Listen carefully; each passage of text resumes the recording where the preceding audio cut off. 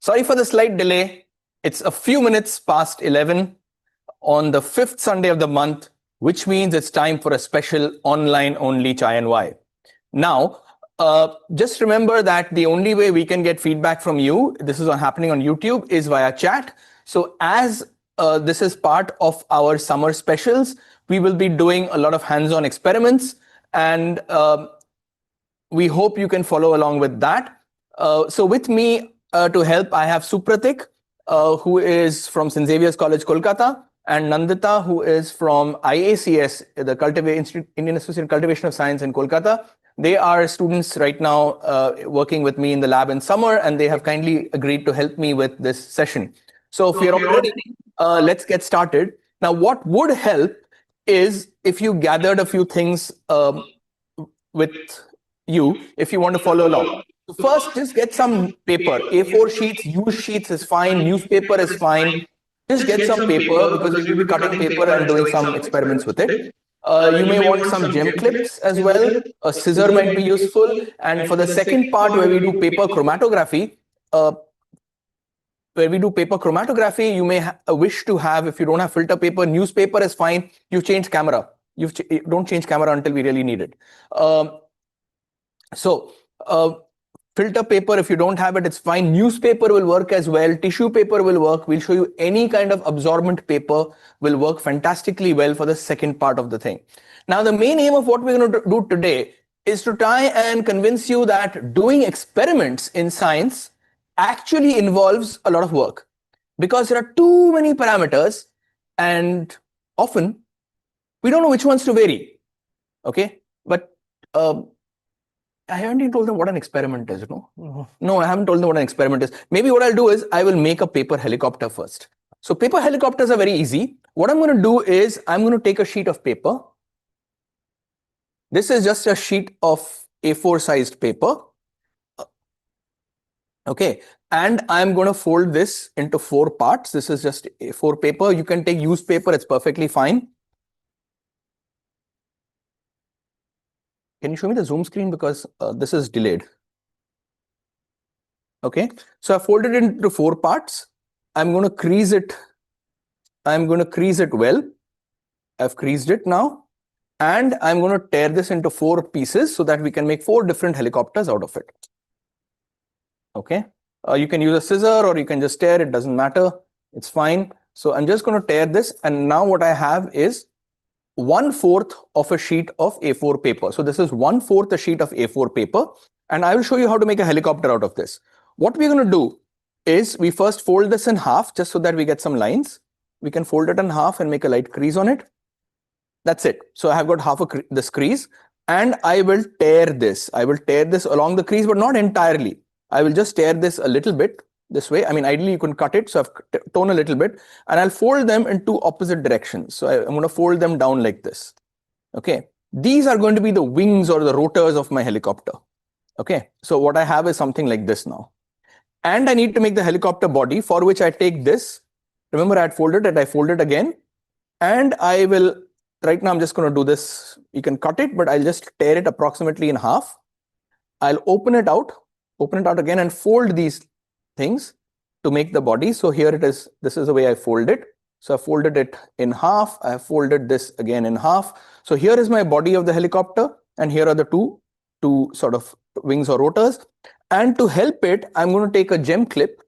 I'm going to take a gem clip and just put a clip to hold this together and also add some weight to it. Yes, give me one clip. Yes, good. So here is a clip. I'm going to put a clip at the bottom.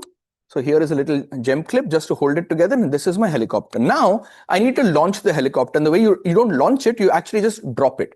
If I drop it. But why is this a helicopter?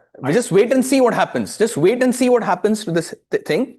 Can you move it out so you can get the whole thing? Move it far away. Yeah. There we are. There we are. There we are. I'm going to drop it and you'll angle it down as it falls. Okay.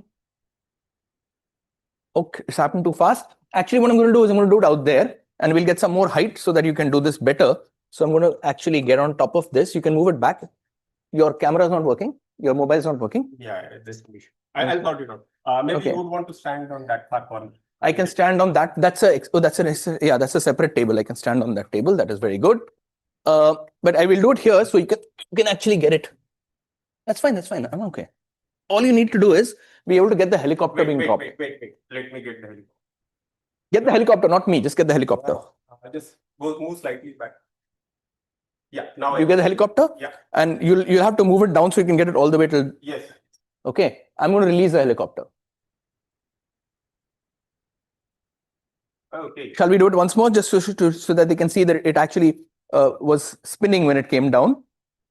Maybe you can just focus it down so that you get the part where it is rotating, because it takes a while before it.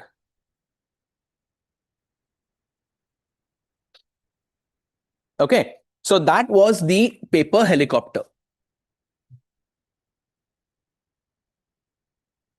What if we have bigger wings or more weight or longer? So now let's see what do we want to do, right? Suppose we decide that we want to make this helicopter stay in the air for as long as we can.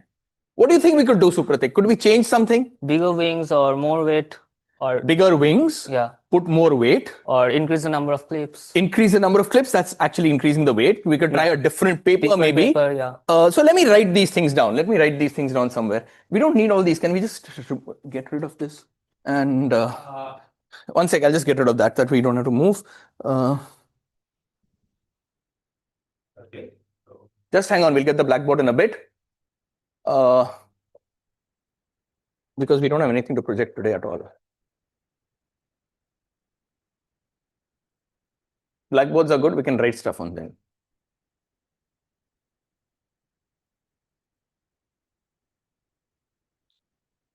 So can you just check if there are any questions on YouTube? Because if at all there would be questions that will come on YouTube, we won't know them. Okay, good.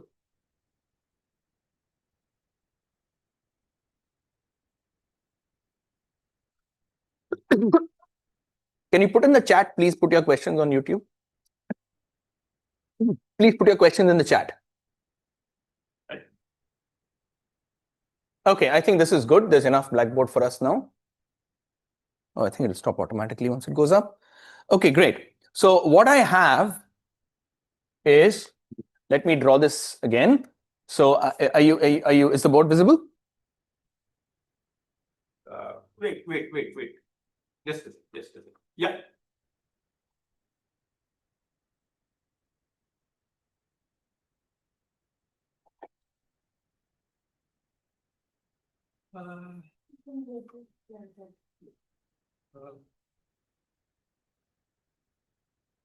So this is schematically, you have a helicopter with two wings, a body and a clip at the bottom.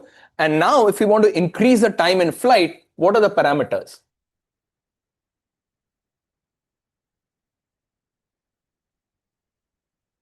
So what did you say, Supratik? You bigger said wings. So we can make bigger. So I'll just call it the size, the wing size. Okay, Yeah. Let's call it. So we can say wing size. Weight of the helicopter. So I will say number of clips.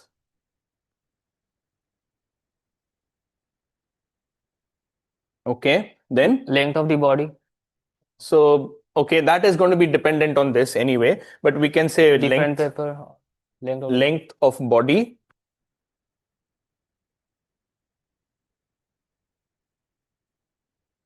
And type of paper.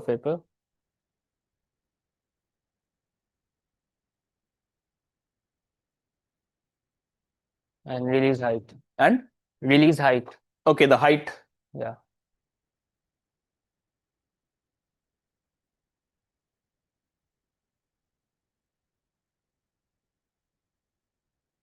I hope the online audience can see this. Yeah.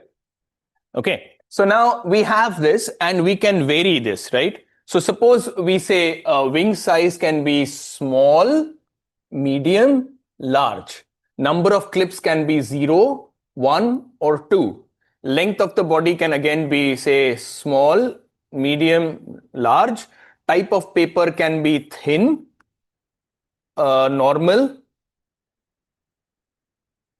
and let's say thick. Yeah. Maybe card paper or something. And release height can be low, medium, and high. Okay, so now what you see is that even in a simple experiment like this, I have, say, 5 different parameters, and if each of these parameters can take 3 different values, that means there are actually going to be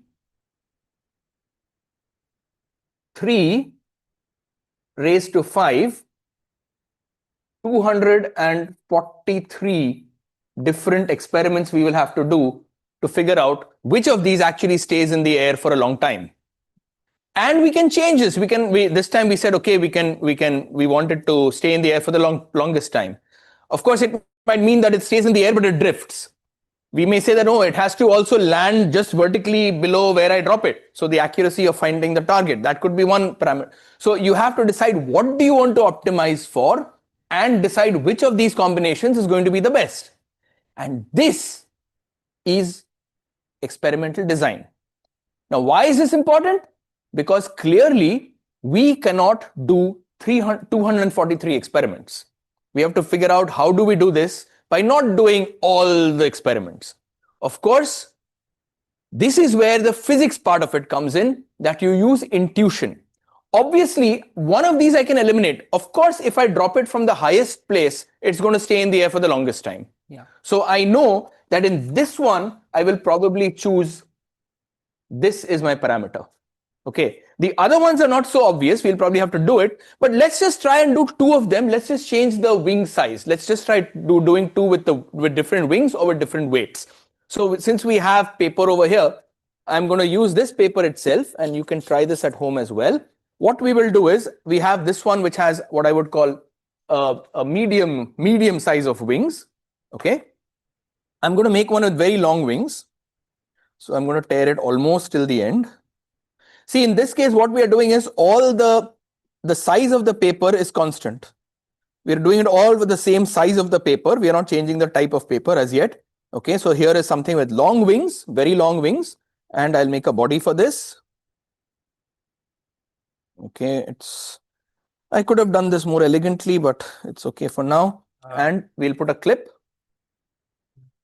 You want to So- making it again? So one sec, I am going to here show you that this one's got a medium wing, this one's got a large wing, and we can drop these 2 together. So I'm going to go up, or you want to go up, or I'll go up? I'll go up. You're going to be the official helicopter dropper. So Supratik is going to be our helicopter dropper, and he's going to go up and he's going to take these 2. And by the way, don't throw the helicopter down, just release it gently. Just release it gently from about the same height, and let us see what happens. They're going to hit each other. Yeah. Let's just do it again. You stay on top. I can pick it up and give it to you, or Nandita can help with this. You're just going to be the official paper dropper. Wait. Let me get you in the frame. It's okay. Get the helicopters in the frame. That's more important. That's what by E I meant helicopter. Yeah, get the helicopters in the frame. Okay, are we ready? Drop. So clearly, I think there was a longer one. The longer wing stayed for. Yeah, longer one stayed for longer. We should do it one more time. Because Okay. I'll release it on my account. Okay, release it when he says release. Okay, and I'm going to make another long as well. We can try the weights then. Okay. All right. 3, 2, 1, go. The longer wing stayed longer. So the longer one stays in the air longer. Okay. Of course, that is one parameter that we looked at. Now we can see what happens. Nandita, can you just get me the longer one? I'll make one which is exactly the same length. The longer one. Okay. The longer one is here. So I am going to make another longer one of exactly the same length that is still here.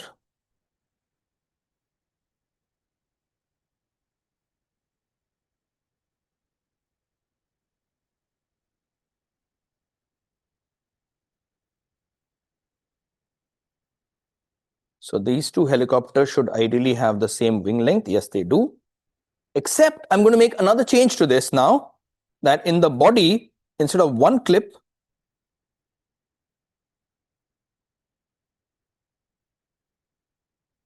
let's increase the weight of this. I'll put 2 clips. So here is one clip and another clip. So now we have two clips and we have one with one clip, and they have the same wing length. The rotor length is the same. But the number of clips, in one case there is one clip, in the other case there is two clips. Okay, so let's see what happens to this one. Again, Ullas, you're going to give us a count, and This you're going to one has get two his clips, things and in the this one- thing, similar height. And 3, 2, 1, go. one clip, the one with one clip stayed longer. so the one with one clip stayed longer. So clearly the heavier one falls a little faster. What if we remove the clip totally? Let's try one clip and no clip. Okay, so of course no clip won't stay, so I will cheat a little bit, and I will, just to ensure it doesn't think, I will fold it at the bottom by a teeny amount. I'll also fold the other one before putting the clip so that there is no change in the shape of the helicopter. So I'm going to fold it just a teeny bit. So this has 0 clips, this has one clip now. So we put back the one clip. So you have a helicopter with 0 clip and one clip. So there is no clip on this, just a teeny fold. And this one has a clip. And now we are going to give Supratik 2 helicopters now with 0 clip and one clip. Of course, he doesn't have 3 hands. Otherwise, I would have given him 3 clips as well. But let's. Are you ready? Yeah. By the way, you can do this either standing on a table, or if you want, you can go outside and do it. But outside, you'll have breeze, so you got to be careful. Okay, go. The one with no clip stayed longer. The one with no clip stays longer. So clearly now we have established one more thing, that if you wanted to stay for the longer time, no clips is better. But by the way, I can assure you that we've done this only once. You should do it multiple times, because there might be a little breeze that moved things around, etc. Yeah. And the one with no clip actually is going to be much more sensitive to breeze and things like this. So And we are in a closed space, right? yeah, we are in a closed space right now. By the way, Nandita and Supratik, did you guys do any experiments when we were in college?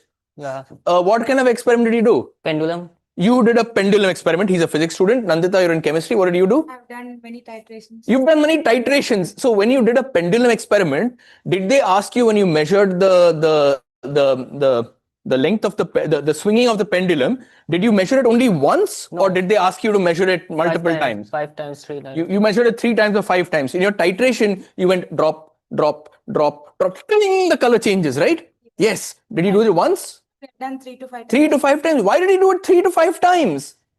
Why not do it once? Why not do it 100 times? What are we trying to do? To reduce the error. You're trying to reduce the error. So now this is what happens. Remember, even in a simple thing like dropping this helicopter, maybe you didn't drop it, you tilted it while dropping it by chance, or there was a little breeze. If you do something once, you don't know whether that thing was, which way the thing went. There's always going to be something to vary it by a little bit, which we sometimes call noise. Okay. Now, if you do it twice, well, and the 2 readings are different, I don't know which one's right. Yeah. But if I do it at least 3 times, then maybe for example, in your titration, you got 4.6 milliliters, 4.7 milliliters, and 8 milliliters.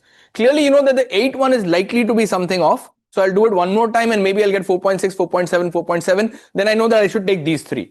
So with 3, it becomes easy to find out if one of them is sort of out of place. Yeah. But why not do 10? Why not do 100? Why not do, well, of course, experiments take time to do. And beyond a point, you really don't gain very much. That's the whole thing. So in science, you have to trade off this accuracy, or how precise you are in getting to that number, with how much time is it going to take. In general, if you do n experiments, right, the error or this variation that you will see typically goes as square root of n. So if I did an experiment 4 times, I will double the square root of 4 is 2. I will double the sort of confidence I have in doing in estimating the numbers. If I do it 100 times, it will become square root of 110. So to go from 2 to 10, I have to actually go from 4 to 100. So that's a lot of, this is in economics, they call this the law of diminishing returns. It's very similar. So 3 or 5 is sort of a number that people choose because that allows them to very easily see if something is out of place. Okay.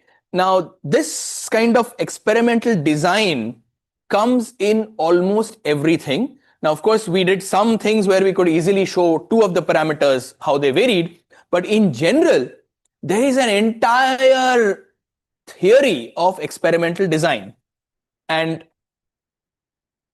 But first, Supratik, I think you should tell them what an experiment is, no? Yeah. So what is an experiment? Have you ever thought what is an experiment? Well, in an experiment, what do? You have something, right? And you kind of poke it, you do, and see what you can observe. And then, if you know how it is supposed to work, you can find out something about that object. Or if you know that what that object is, you can find out something about what is going on, the interactions that are there. So, for example, when they study materials, they maybe irradiate with X-rays. Now, people know how X-rays interact with matter. So, depending on that, they can tell you what the material properties are.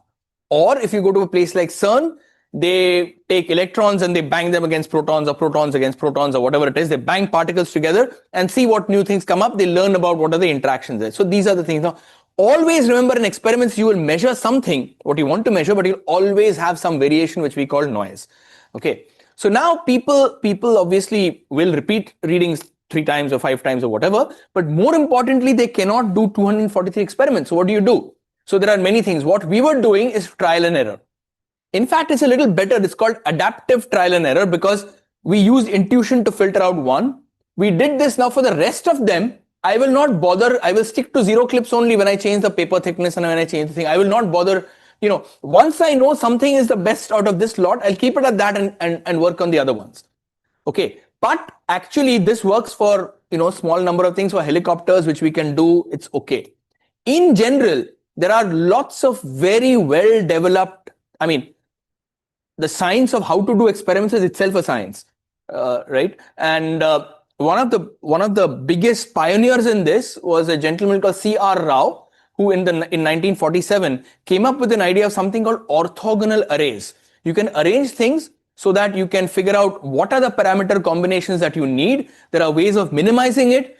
This later, then after when Japan was sort of really industrializing after the Second World War, was picked up by somebody called Junichi Taguchi. He came up with something called the Taguchi method of optimization. So there are many different ways in which people will not do these experiments, but they will do a subset of experiments that gives them the same kind of information. Okay, so we are obviously not going to be able to do all that. It's very mathematical. We won't worry about it right now. But do remember that there are ways in which you can minimize the number of experiments you do. And that is what people do in the real world. So one experiment you saw here was paper helicopters. You can make paper helicopters. You can make them we can use probably newspaper, tissue paper, card paper, something like that. And, make different kinds of paper, different kinds of things. You feel free to play with it and measure it and see how long it takes. You can also change the parameter. You can say instead of I want it to be in the air for the longest time, I want it to drop just below where I have reached the ground, just below where I've dropped it. Accuracy of the drop does it go within 30 centimeters, within half a meter, within a meter? What is the error when you're dropping it? That could be one parameter. So you can optimize for different parameters. So you saw one physics example. Now I want to go into a more maybe we'll go, since Nandita is here, we will do some kind of things, which is, of course, very nice and colorful. We did a little bit of it many years ago when we did just a sheet of paper, when we did experiments with a sheet of paper. This is called paper chromatography, which means we have colors, color, graphy drawing. We will separate the components of color using an adsorbent paper. So if you have filter paper, if you have tissue paper, if you have newspaper, any of these things can be used. Again, let's see what we do with this. So let's see, what do we have here? So we have, we'll keep these helicopter things aside. Okay. And now we move here where we have, so what we're going to do is we're going to we will have,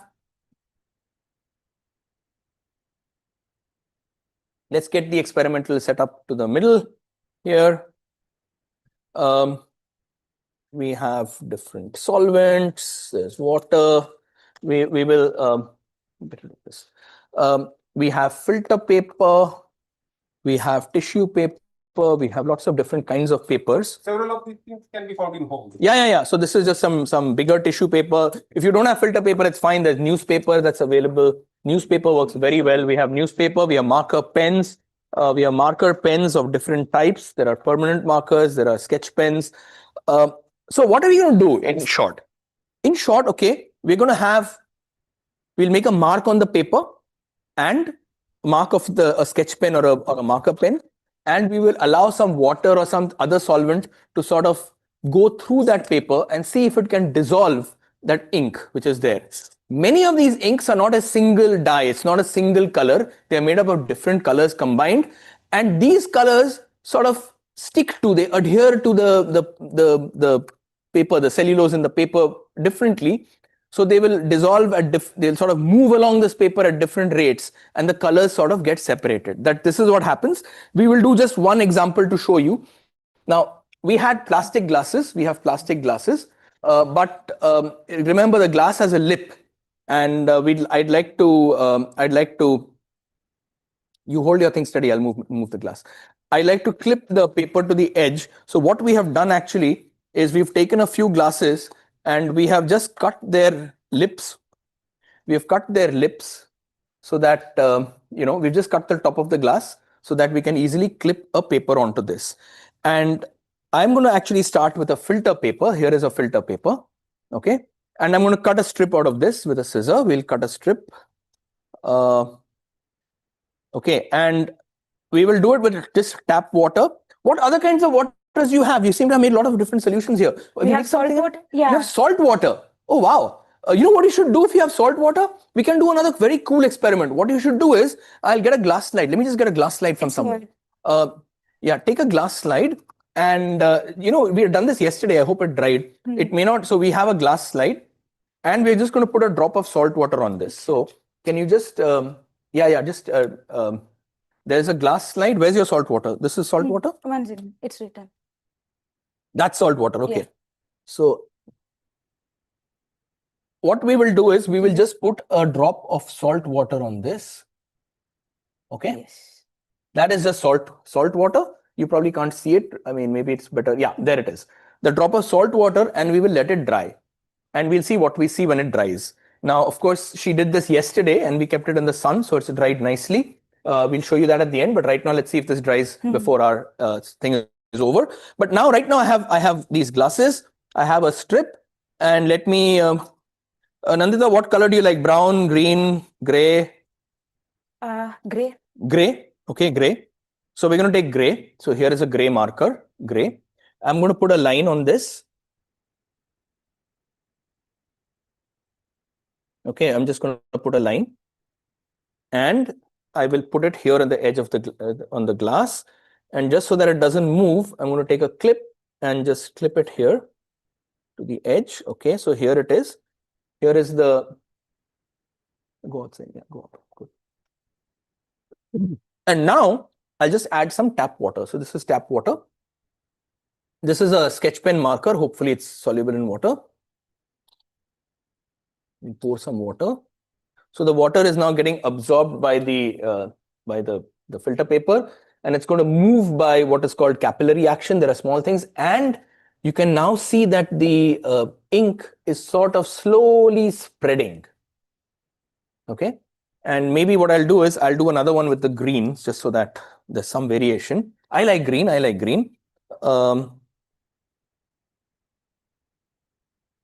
Okay, I'll just cut one with green, and I will mark it with some green, dark green, and I will dip the dark green also in the water. Can you check if there are any questions on YouTube? Okay, here is, so now there is green and there is gray, and you can see the gray has moved quite a bit, and you can see that the gray is sort of separating out into some other colors as well. Okay, and the water is just about reaching the green. Let's see what happens to the green. The green is also starting to spread out slowly. Let's see what happens.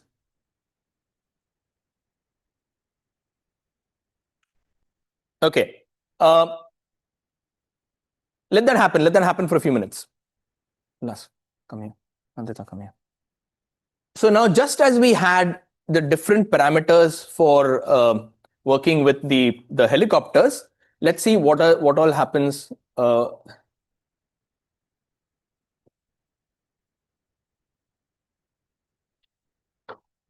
So again, okay, so we've got some fresh blackboard here. And what are the things that will affect this, how the colors separate? We can change different solutions. The solvent, okay. So I will write solvent. Okay. Change pH. Change pH, which is acidic. That's also changing the solvent only, right? It's basically solvent. We can change the type of paper. Type of So solvent can be, say it can be water. salt water. You can make it salt water. Maybe we can try soap water.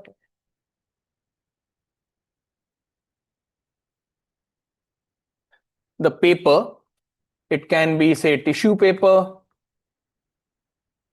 It can be newspaper.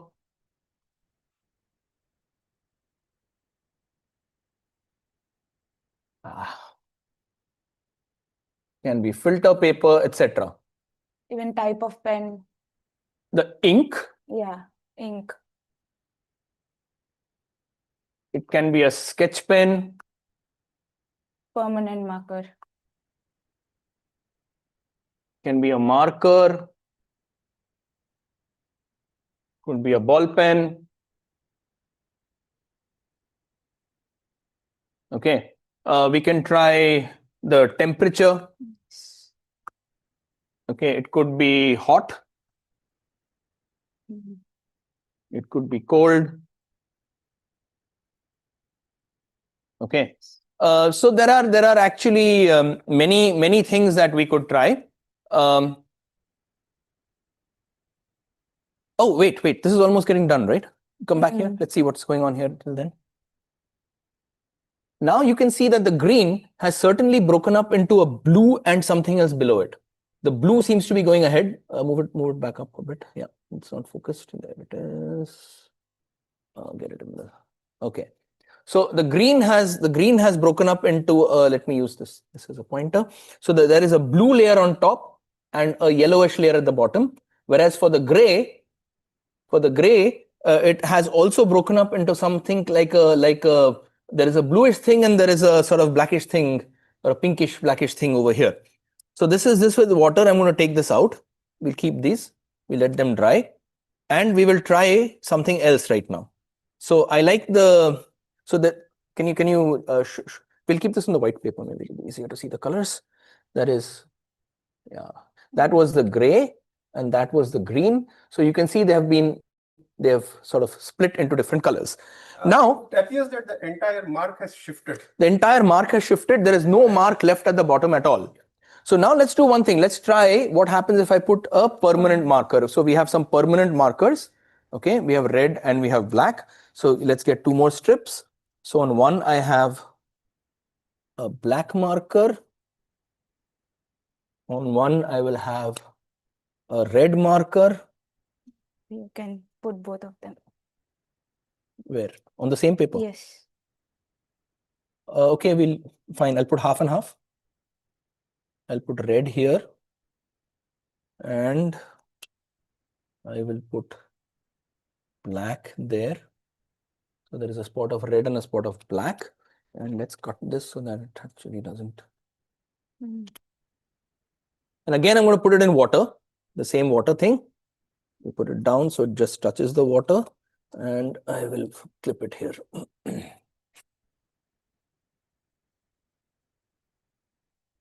So here is now marker pens. Marker pens, here to go. And in water, you can see that the water is rising above them. But of course, these are permanent markers. They don't dissolve in the water at all. So the water is just going to go up through them with nothing happening. What we could do is we could change the liquid we use. Instead of using water, I can try to use sanitizer, which is a mixture of alcohol and water, typically isopropanol or 2-propanol and water, or ethanol and water. I think the one we have is 2-propanol. We also have acetone, which is nail polish remover. We can see if these things behave differently in different solvents. So as you can see, in water, nothing happens. So let's try it in acetone, and let's try it in a thing with permanent marker. So we're going to do the same permanent marker experiment again. So I'm going to first clip the black and the red. Can we get 2 more strips for black and red? We'll do it in a different solvent.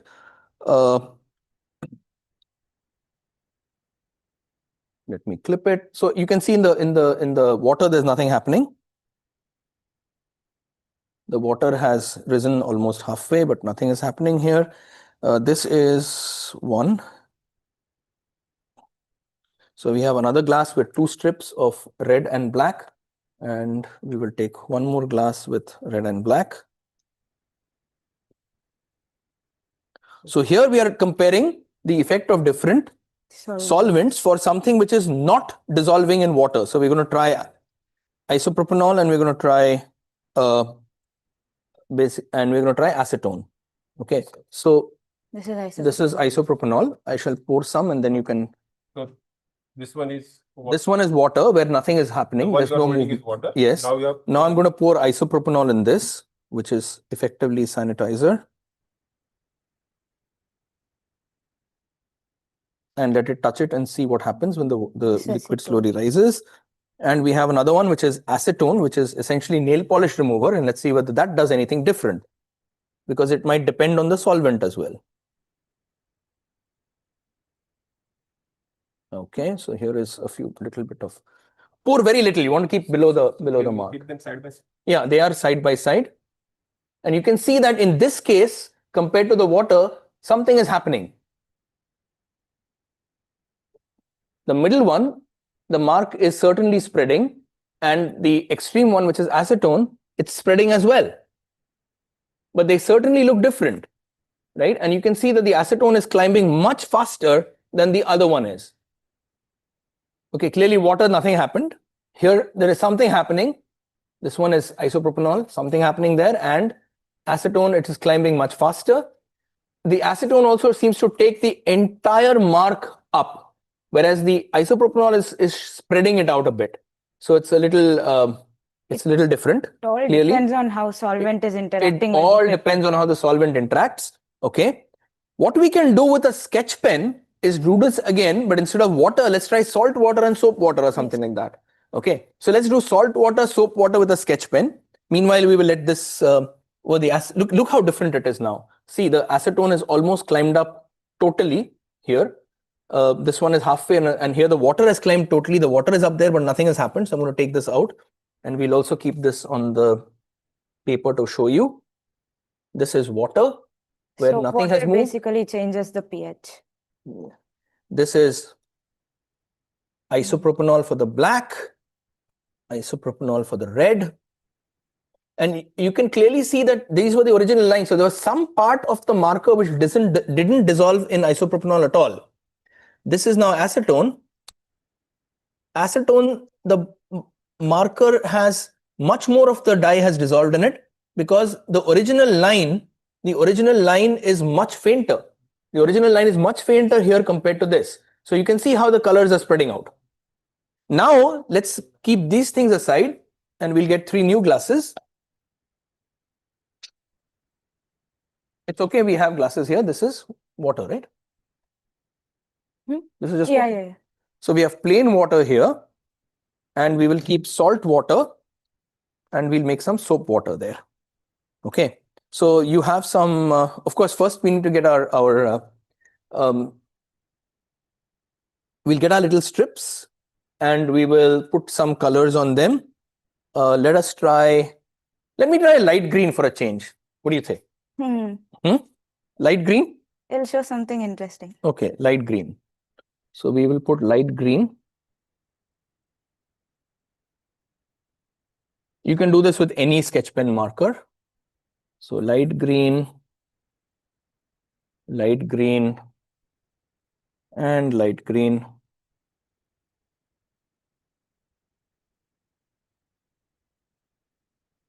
Okay.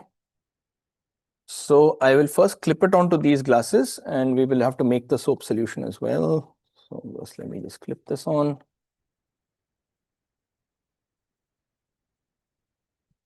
Let me clip this on. Did you get a glass? We need to make some, we have some extra We glasses, have right? some We have extra extra glasses. glasses. We can make some solution. It's fine. We do have it. So here is one. Here is one. This is the one with water. But before I put it there, let me ensure we have salt water, right? We have salt water here. Soap water we don't have. We'll have to make some soap water. How do you make soap water? Is there some soap around here? Can you give me that packet of soap? We have a nice big packet of Surf Excel. Well, no advertisement here. No advertisement here. It's just some detergent. Some But detergent. some detergent. We will cut the corner of this a little bit. And let me make a little. Something directly. We can put it directly, but let me be a good scientist and make a solution. Then we need to cut more. No, I don't need to cut more. I just need to, because we need very little.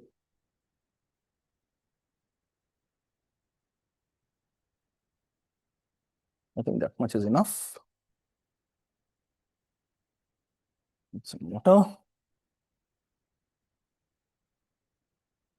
And shake it up. So this is, where is your salt? This is the salt water, right? Salt water. Oh, I've got to put the third strip. Let me put this in normal water. So this is now light green in normal water. Light green in normal water. Light green in salt water.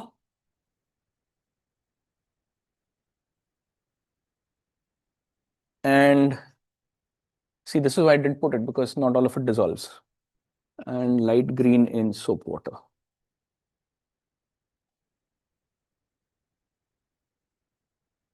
Okay, can you see that they're all moving, but they're moving very differently?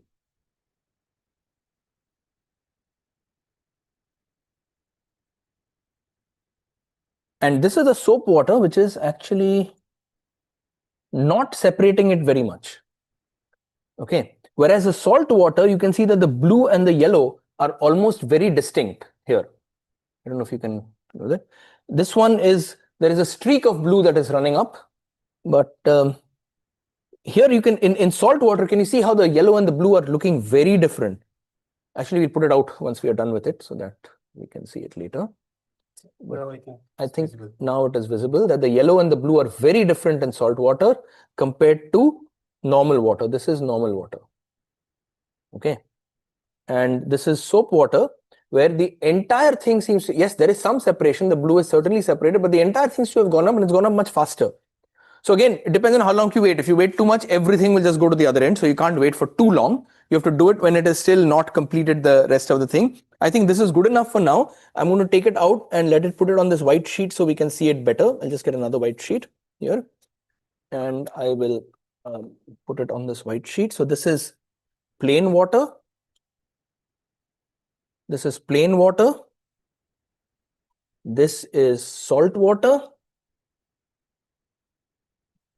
And this is soap water. Okay. Can you see that they are all very different? In the salt water, the yellow and blue have completely separated. So the yellow almost does not move very slowly compared to the blue. Here, there has been some kind of movement that the blue has gone in a streak. And here, the soap water seems to have taken everything with it much further. But again, the blue has gone faster than the other ones. But you can see that the type of solution we have, of course, we could have done this in alcohol as well. We still have one of the thing we can still do it. Why not just take the light green?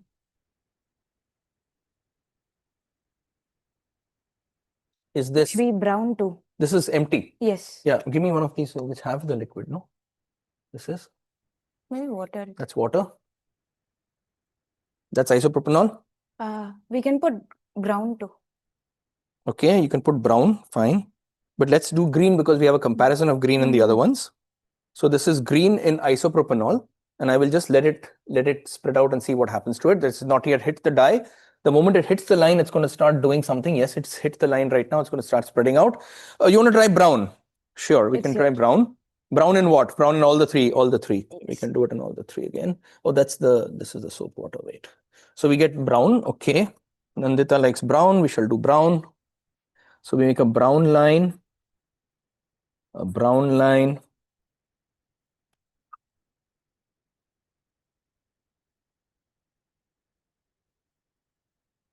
Okay. So this is now brown. So brown in normal water.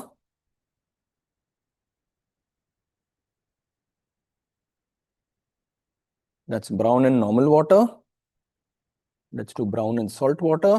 Don't bend it out like that. Just give me the clip. Take care of the rest. This is brown in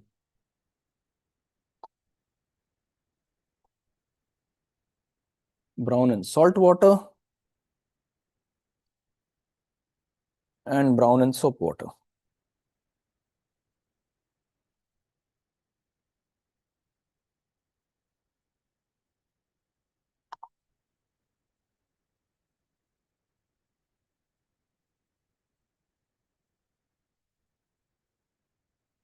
Ah, this one looks nice. By the way, Nandita, do you think if we change the shape of the paper, it might make a difference? Yes. Okay, so you have these curved papers, right? Right. These edges of the filter paper. Also, we should try newspaper. We've not tried newspaper. We've not tried filter paper. We should try something else. Tissue paper. Too. We do have. We do have. Okay. Anyway, I hope the audience is enjoying this. Let me take this out just to show you how the isopropyl. Let me just check if there are questions. Yeah. So this is just let's put it on this. I know they have not kept it for a long time.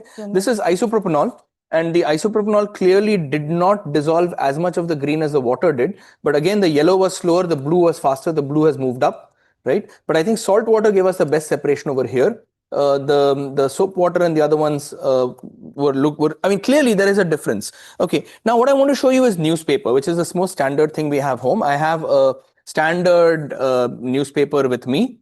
Here I have a newspaper with me. No advertisement. Again. No advertisement again. So we'll use the back of the newspaper, some newspaper. But newspaper has this amazing thing that there are fibers of paper and it behaves very differently in two different directions. So I'm going to cut two strips of newspaper. Where is the scissor gone again? Here. If you can give me the scissor, thank you so much. So I'm going to cut a strip of the newspaper.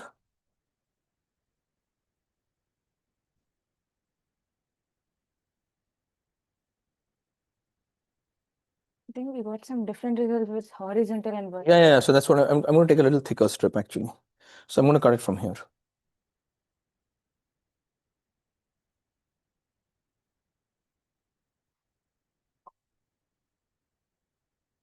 That should be long enough. So this strip that I've taken, the first strip, is in the horizontal direction. Okay. So just remember that thing with the little black print there is horizontal. And I want to take one in the vertical direction. Let me see if there's a page which has white. Maybe like This will do. This will do. I will cut the edge of this.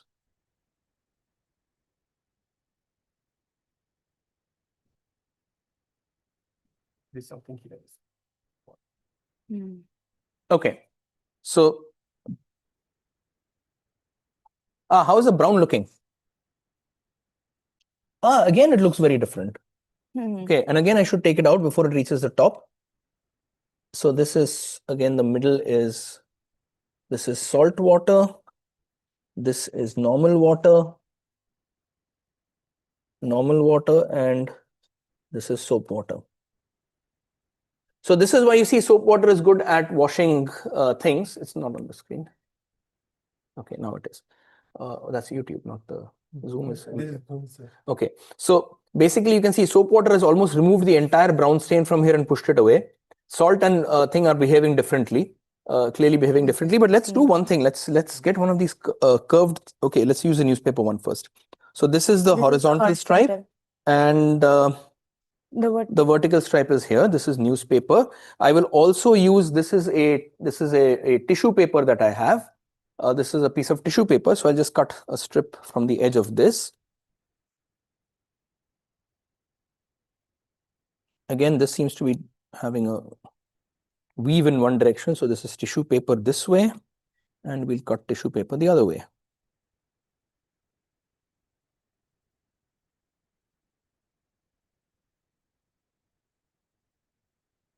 We'll cut tissue paper the other way. So we have two pieces of tissue paper, we have two pieces of newspaper, and What else do we have? Not tray. I have a piece of the tissue paper that you get in a restaurant. Let me just cut this also. It's a bit flimsy, but we'll see what happens with this. And given that I think the light green looks beautiful, let me just do light green only. Okay, where is the light green? So now you have changed the experiment. You are trying. Now we are trying different paper. paper. We are trying different paper. So this is now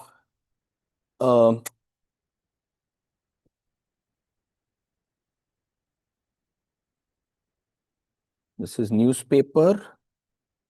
This is also newspaper. Where is that marker which doesn't? We had a black marker, no? The permanent marker. Somewhere. This is That's red. That'll do. That'll do. We won't let it reach. We are just putting this is horizontal. So I'm going to put a H on this and I'm going to put a V on this. Okay, just so that we know. And this is also a H and a V. Okay, for that paper. So we will now put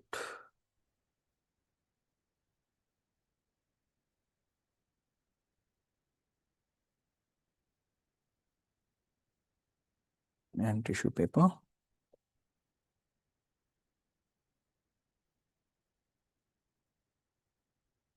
Now we should keep the solvent the same, right? Because we are changing the paper. okay.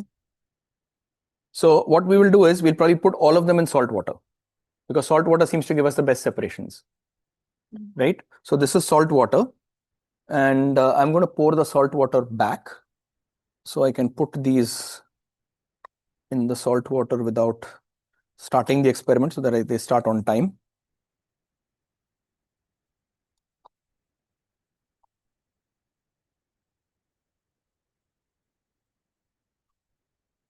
One. Let's put another one. Two. Oops.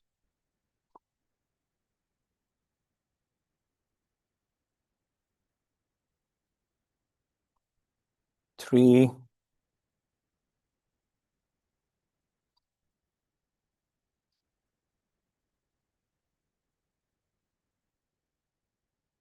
It's already started. And tissue paper.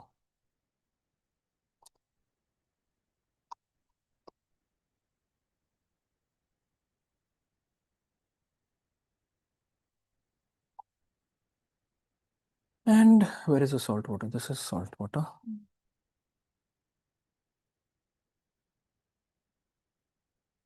And all of them touching. Add a bit more. Add a bit more.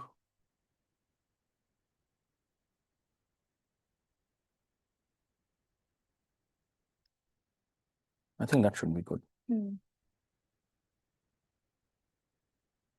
So clearly you can already see that the rate at which things are climbing in the different papers is different. Okay. So the two tissue papers are behaving slightly similar, not much of a difference between horizontal and vertical. In both cases, the yellow is slow and the blue is much faster. The newspaper, on the other hand, is going much slower, much slower. It has barely, though they are soaking in the liquid, I just checked that they were, and the tissue paper as well.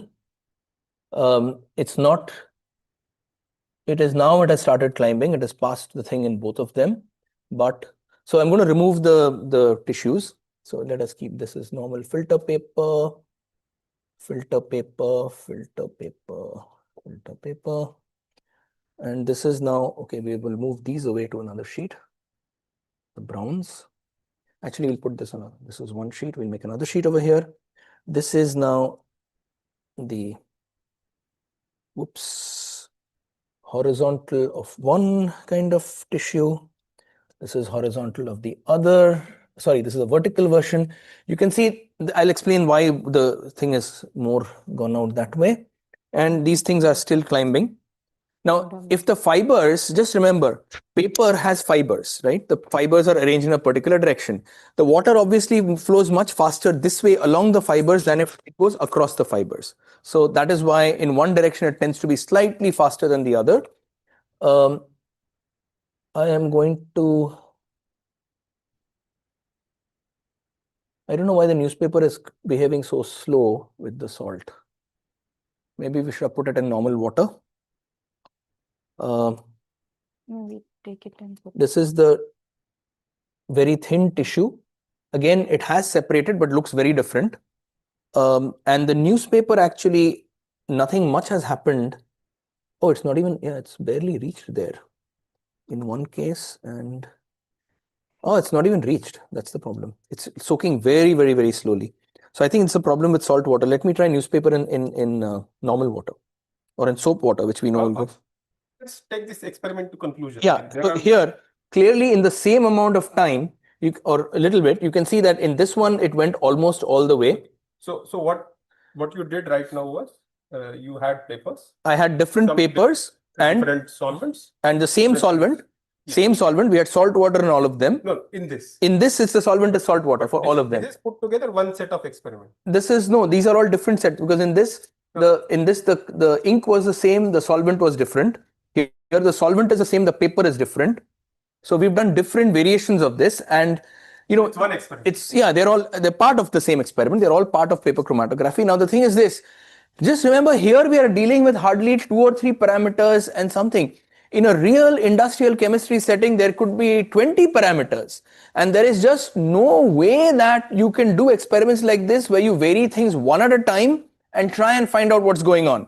So in general, in the industrial world or in a real lab environment, people have to use principles of experimental design to minimize the number of experiments they actually do to find out something. Okay. Of course, in this case, we tried doing chromatography because it looks good. One thing which we didn't try was trying a shape of paper like this. we already have the output. We didn't bring it here. You want that as a homework for people. Maybe we'll just put it in and see what happens, and then people realize that there is a difference. So Here.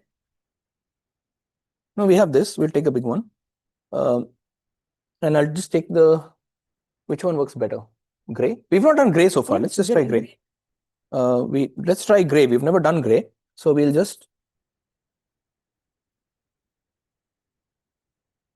put some gray on this. This is now here the shape of the paper is also different, and I'll just put it in normal water. That's normal water. This is normal water.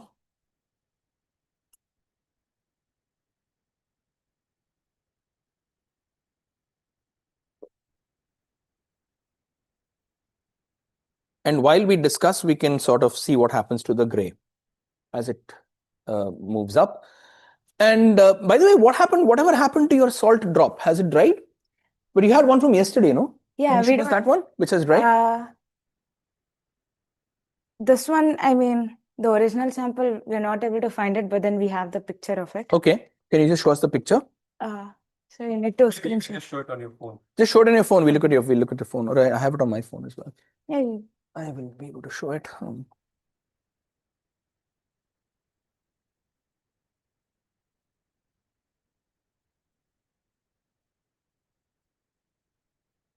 right.